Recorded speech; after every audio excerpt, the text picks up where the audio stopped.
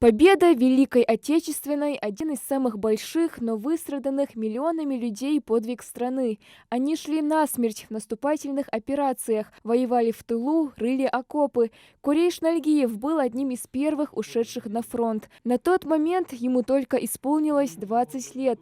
Служил ветеран в 14-й танковой бригаде. Вот этот мой муж пошел вместо своего старшего брата. Так его старший целый царь, отца же у него не было в то время. Старший целый царь.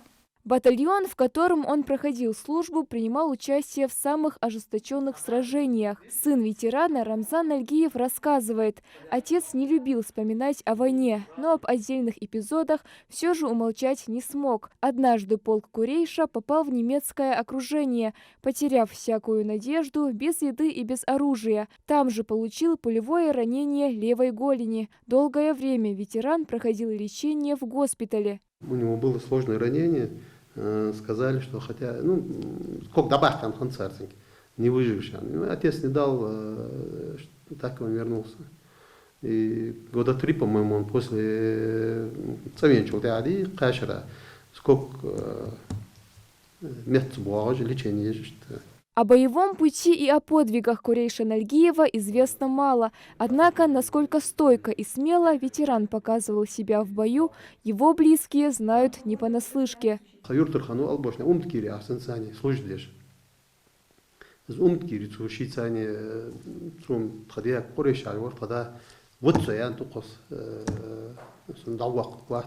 он его на себе вынес с поля боя,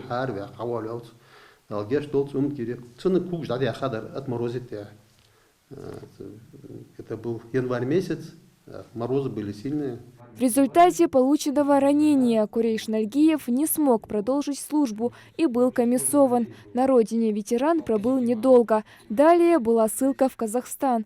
Там и провел Курейш следующие 12 лет. Успел трижды жениться. У ветерана 9 детей. Его жена Баташа Данаева вспоминает Курейша как отважного и справедливого человека. Для меня он хороший был. И для людей он приветливый был. Хулис, нага дервольш, нага волки, нага эрвольш, хулиса горк.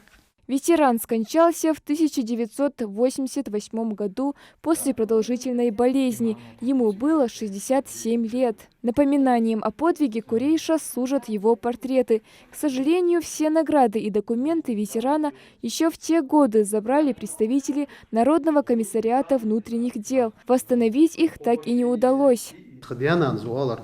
Когда они пришли, говорят, вот таких документов, говорят, очень хорошие документы, и больше мы не видели. Все документы как забрали, грамотно хранят,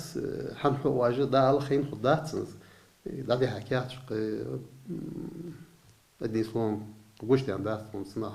без каких-либо наград ясно одно – таких людей в нашей стране во времена войны было немало. Каждый считал своим священным долгом дать отпор врагу, встав на защиту Родины, пусть и ценой собственной жизни. И сегодня эти люди не забыты. Десятки тысяч их потомков, как в нашем регионе, так и по всей России, с гордостью несут их фотографии на шествии бессмертного полка.